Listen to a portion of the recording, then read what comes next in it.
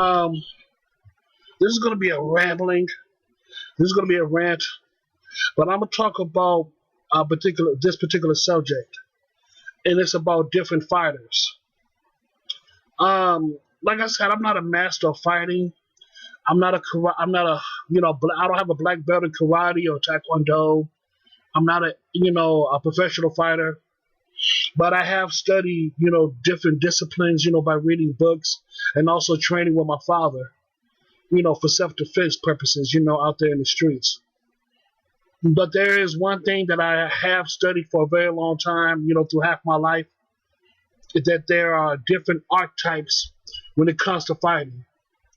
There really are different archetypes when it comes to fighting. I can't name them all, but there are two that I am aware of, and that are technical fighters and sensational fighters, and there is a difference between the two. Technical fighters, they tend to study and also read their opponents, and by studying their opponents, they have the ability to anticipate what their opponent's about to do, and also they train a lot as well. So in a sense, a lot of technical fighters are basically students of their craft. They're basically students in their fighting form per se. That's what makes them very deadly.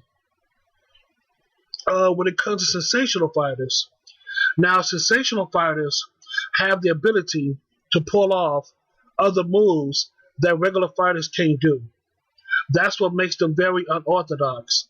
That's what makes them very sensational. When it comes to being sensational, in my honest opinion, I could be wrong. Either you got it or you don't. I say it again. When it comes to being sensational, either you got it inside of you or you don't. You cannot cultivate sensationalism overnight. You cannot cultivate sensationalism overnight. Either it's in you or it's not in you. That's the bottom line. I can give you a couple of examples of a technical fighter and a sensational fighter. When it comes to being technical, guys like Floyd Mayweather Jr. Floyd Mayweather Jr. The Hall of Fame boxer. He's very technical when it comes to the boxing ring. Not only he trains very diligently, but he also has the ability to study his opponents.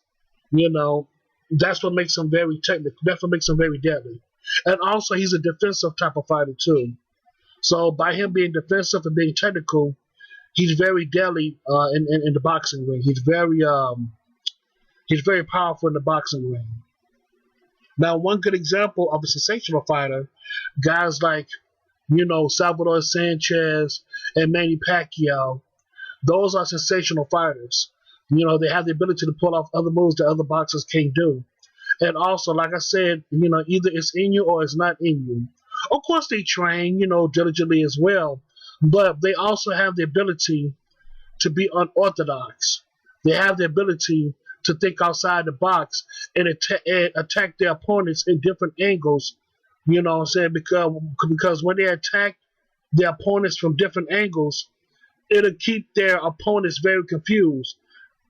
So by keeping their opponents very confused, they won't be able to react in time for the next attack, because the sensational fighter is attacking their opponents from all angles, and that's very, in my honest opinion, that's very incredible.